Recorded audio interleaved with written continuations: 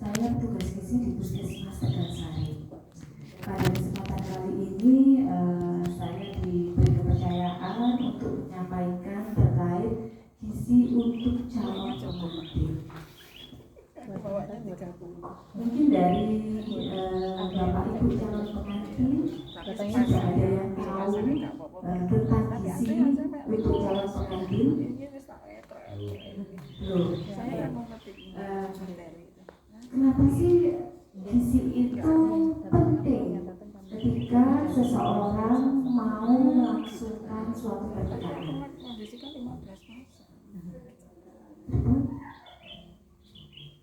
Kenapa kok gizi itu juga menjadi salah satu hal yang perlu diperhatikan sebelum seseorang menikah atau membina rumah tangga?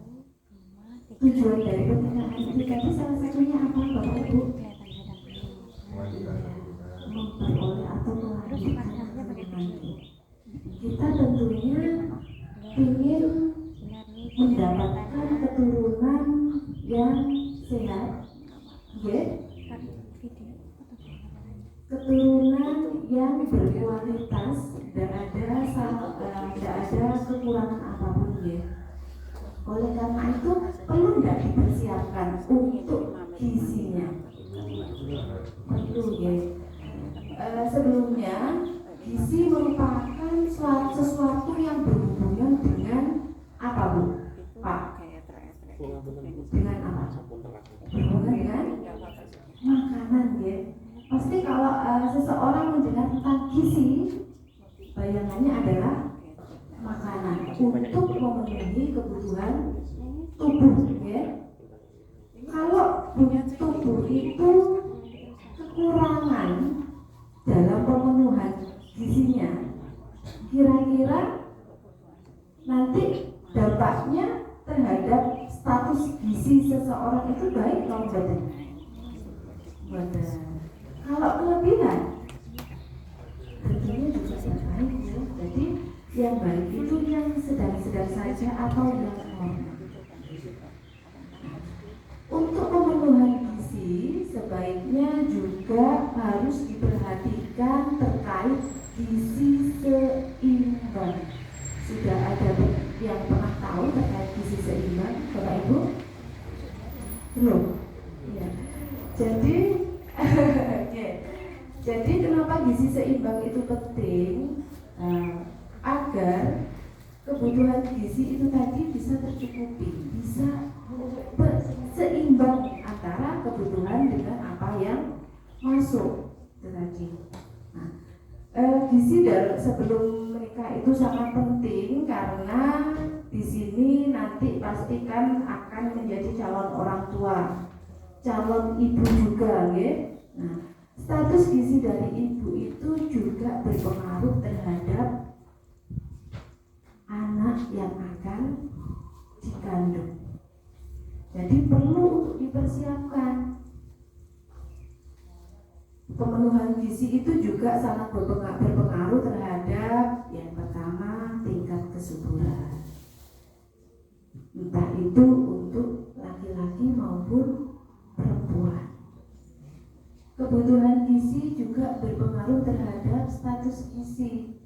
Jika seseorang mengalami kekurangan gizi, terutama kepada calon ibu atau calon pengantin wanitanya, itu bisa menyebabkan berbagai macam atau beberapa masalah kesehatan. Kalau untuk kekurangan, salah satunya adalah anemia. Ada yang pernah tahu anemia itu apa?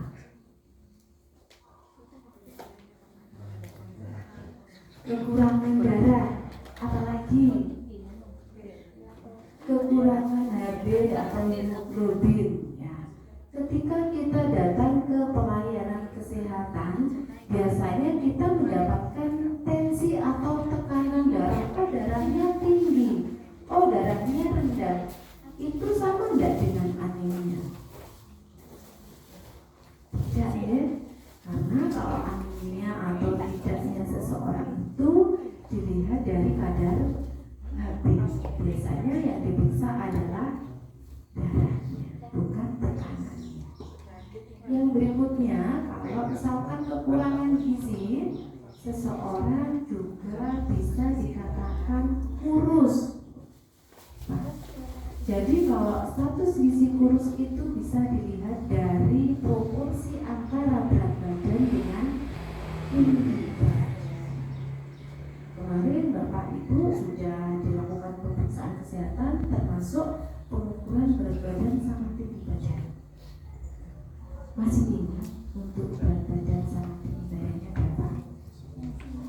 Masih. Mungkin salah satu saja untuk berat badannya berapa, tinggi badannya berapa, ada yang mau menyebutkan? Oh enggak? Jadi kenapa kita perlu tahu berat badan kita berapa, tinggi badan kita berapa untuk mengetahui status gizi? Mungkin ada yang salah satu relawan mungkin mau menyebutkan berapa berat badannya. Oh enggak? Berat badan dari Pak Sinta, Pak Ferry berat badannya 73,5. Ya. Untuk tinggi badannya 171. Ada yang bisa membantu saya untuk menghitung status gizinya? Kalkulator ada di HP-nya Pak? Berat badan tadi kan 73,5 dibagi tinggi badannya dalam meter, berarti 1,71 kali 1,71. Tolong ambilkan map gunting itu Mbak. Nggak Jadi apa-apa. untuk tinggi badannya dikalikan dulu Pak. Jadi 73,5 dibagi kali 1,71. Ya, hasilnya berapa Pak? Jangan kalikan dulu untuk tinggi badannya 1,71 kali 1,71 hasilnya berapa? 2,92. 73,5 dibagi 2,92.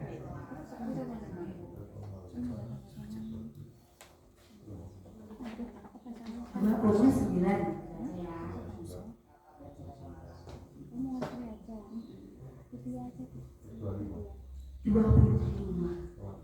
25,3. Nah, dari berat badan dan tinggi badan tersebut 25, jadi lebih dari 25. Di situ ada ringnya. Saya pikir tadi ada LCD-nya, jadi lebih enak kalau kita. Jadi untuk IMT atau indeks massa tubuh itu dari berat badan sama tinggi badan. Untuk ring normalnya antara 18,5 sampai kurang dari 25. Jadi 25 lebih berarti tergolong gizi lebih. Iya, termasuk overweight. Tapi cuma dikit ya Pak sebenarnya ya. Jadi untuk overweight sendiri itu untuk ringnya itu lebih besar sama dengan, jadi 25 itu ikut ke overweight sampai dengan 27. Di atas 27 bisa dikatakan obesitas. Bagaimana kalau kurang dari 18,5? Iya, bisa tergolong status gizinya kurus.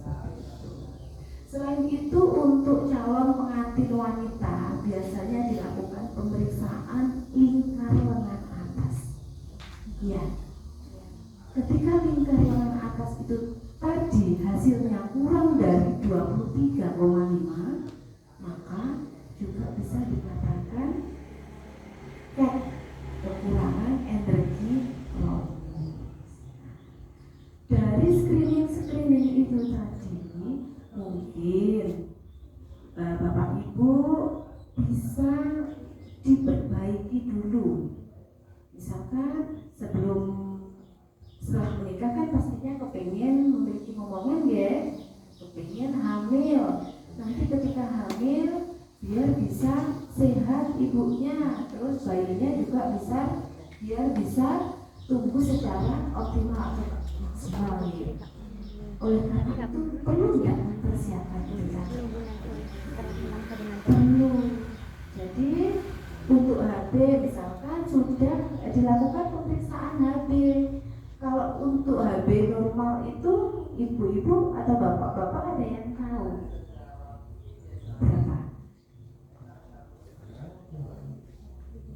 Ya lupa ya, kemarin sudah dicek sebenarnya ya.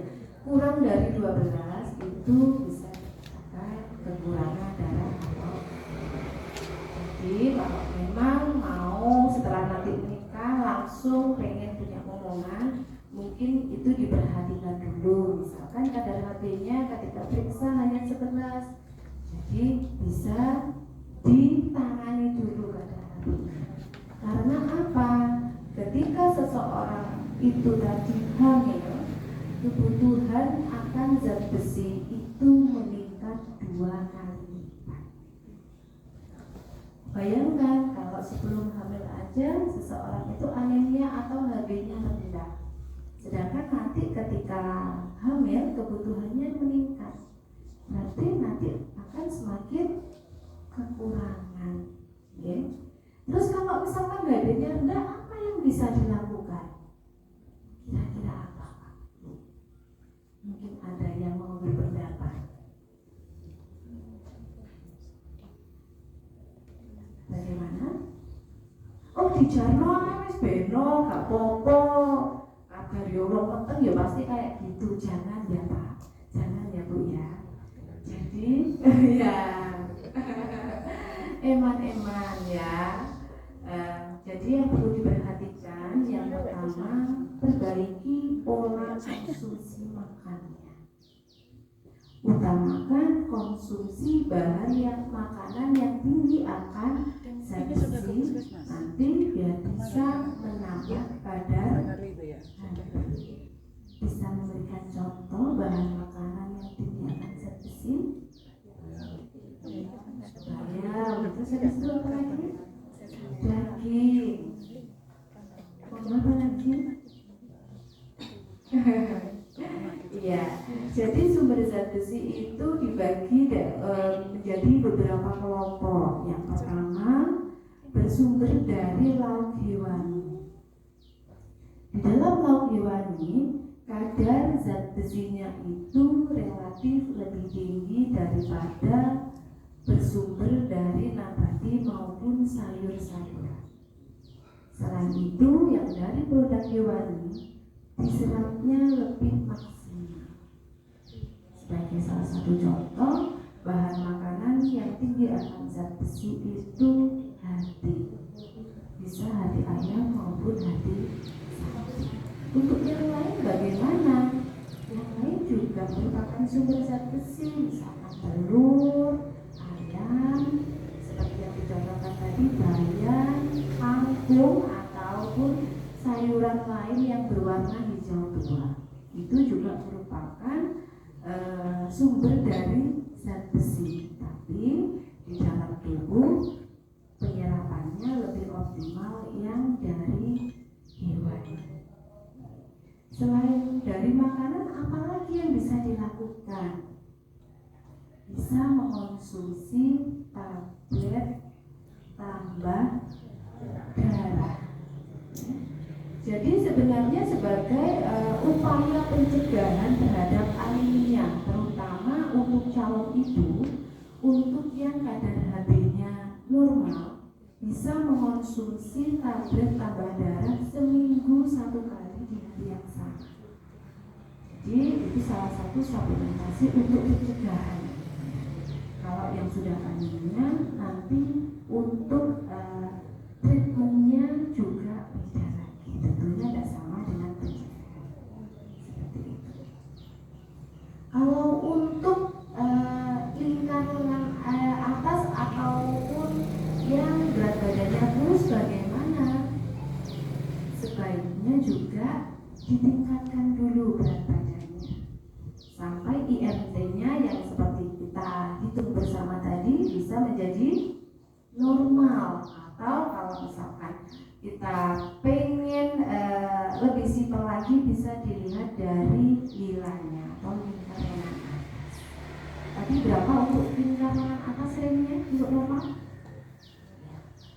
23,5 ke atas. Ya. Kenapa sih kita penting sekali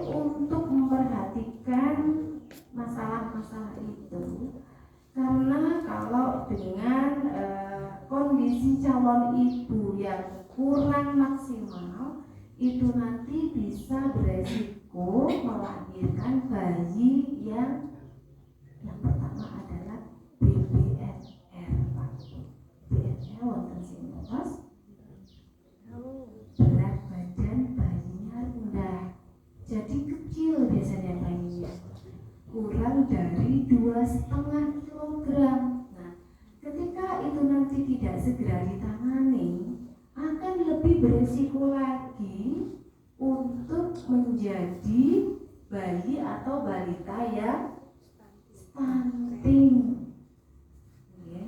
Stunting sudah pernah dengar nggih Pak, Bu? Ya. Stunting itu seperti apa?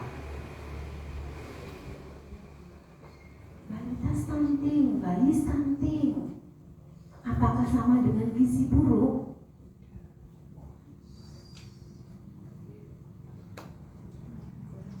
Bagaimana?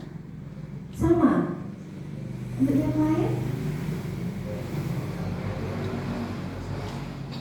Ya.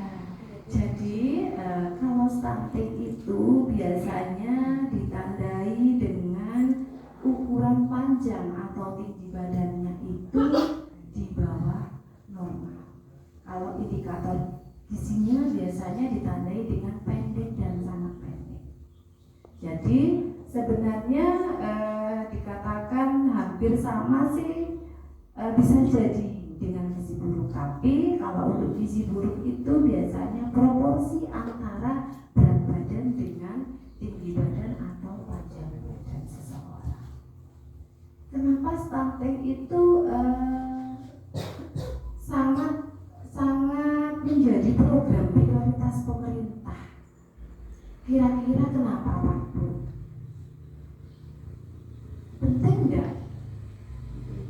Penting ya, karena ketika seseorang itu menjadi stunting atau bayi balita itu stunting, itu nanti bisa berdampak pada kehidupan yang selanjutnya.